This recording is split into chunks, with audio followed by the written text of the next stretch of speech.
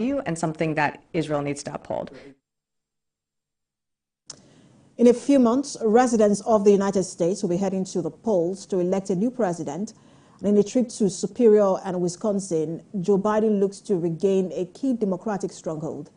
As Donald Trump inches closer to capturing the Republican nomination for president, President Joe Biden returned to an area of the country decimated by industrial outsourcing and emblematic of the fight before him. Biden on Thursday visited the Wisconsin border city of Superior in the northwestern corner of the state that has grown more favorable to Trump as those jobs have evaporated. Biden is seeking to boost voters' views of his handling of economic issues, in part by focusing on projects that will create jobs in sectors squeezed by outsourcing. He used the visit to announce new funding, which will come from the bipartisan infrastructure law, and is part of a $4.9 billion investment towards 37 transportation infrastructure projects across the country. After the pandemic changed the way Americans campaigned and voted for 4 years ago, and 3 years after thousands of rioters waged violent protests at the nation's capital to upend the last election results, the U.S. may be having difficulty selecting who will run the cause for the next few years. I'm proud to announce $1 billion from the bipartisan infrastructure law will be used to build this new bridge. A new bridge that will increase capacity for large trucks and oversized loads. A new bridge with a modern design, wider shoulders, smoother on and off ramp. A new bridge with a shared path for pedestrians and cyclists. And even as former President Donald Trump moves further in the 2024 election race, former White House aide Peter Navarro has been sentenced to 4 months in prison on 2 contempt of Congress charges stemming from his refusal to comply with a subpoena related to his actions after the 2020 election. The former Trump White House aide defied a demand in 2022 for records and testimony from the now defunct House Select Committee tasked with investigating the January 6, 2021 attack on the U.S. Capitol. A federal jury in Washington, D.C. convicted Navarro after a short trial in September 2023. Judge Amit Mehta also fined Navarro $9,500. Prosecutors had requested for a sentence 6 months in prison and $600,000 fine. His attorneys say they will appeal the conviction. This is a case of first impressions that I have said from day one is destined for the Supreme Court. It is a case that really asks the important question of whether a senior White House aide and alter ego of the president can be compelled to testify by Congress. This case is now teed up for the Court of Appeals. Judge Mehta himself recognized this was a serious constitutional issue. For the first time in history, he held an evidentiary hearing on whether the privilege was properly invoked. This is an important constitutional issue. We've always understood that this case was going to have to be resolved at the D.C. Circuit. We've already noted our appeal, and we look forward to the opportunity to talk to the D.C. Circuit. And for more on this, for more on the developments in the U.S. in the build-up to the elections there, we're joined now by Global Affairs analyst Ejike Okpa. He joins us from Dallas, Texas. Good to have you join us. Good afternoon. Good afternoon.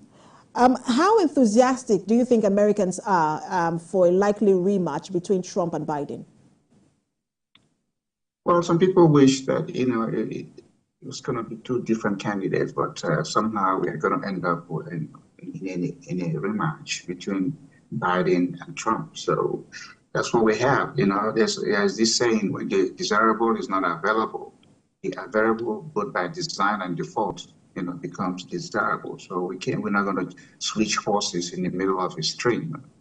So let's see what happens. Trump hasn't secured the nomination, but it looks like that's what's going to happen.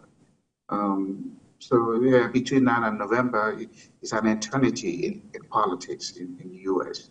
And who knows, things may happen, that changes something. But right now, the 2 are what we have, and that's what we're going to work with. Some have said that, look, issues around the border will decide this election. Others have said it might be the abortion rights issues. What are you expecting to be the big issues in the build-up to the election? And do you also think that the strongholds being won by both candidates in last election would remain their strongholds? Or are things likely to change? Well, the issue of our immigration issues and the border issues, I mean, is paramount in the mind of many Americans. And it's because nobody likes to see what is going on. We sympathize with people who are fleeing their countries and want to come to a better one, but they don't have to do it by breaking the law. And so there are two sides to this issue. Some people say, shut down the borders. Some people say open the borders. The Republicans want to shut down, and I'm one of those. I think that's what needs to happen. If you want to come to America, come legally. These other violations shouldn't be allowed or permitted or tolerated because it could set a precedent. Of course, for decades now, the last time America had an immigration amnesty was 1992. When Reagan was there. But since then, the two parties have had, toss up, toss down kind of thing going with it. And the Democrats want to use the emotional, sentimental things about immigration to say, we're a party that cares for people. But you don't have to care for people by encouraging them to violate laws. That's where I have issues with that. And then, the Republicans are saying, close the border. So I think that's number one. The abortion has always been an issue for Americans, the pro-life and pro-abortion kind of people. They've always had that. But, the Supreme Court,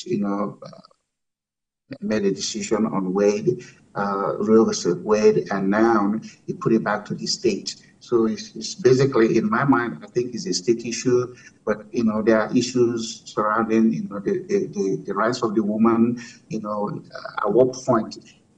Don't forget that the state are not saying no abortion. They say there's a time. Beyond that time, no to abortion. Before then, you can do it. So you have to really understand the details in each of the state laws in order to come to an understanding which way to go. But it's a sensational matter, and it's always going to be there. But will that persuade people? I don't think so. I mean, our economy is more important. Pandemic, COVID pandemic, made a lot of businesses shut down. Some of those businesses are still in there. And then you go to neighborhoods and you see, empty retail and office buildings. The economy has always been a big issue in U.S. elections. We'll see how that also play up in this election. Thank you so much for your time, as always. I'm sure we'll continue to speak with you in the course of the build-up to the election in the U.S. Ejike Okpa, Global Affairs Analyst, thank you for your time. Thank you for having me. Let's turn attention to the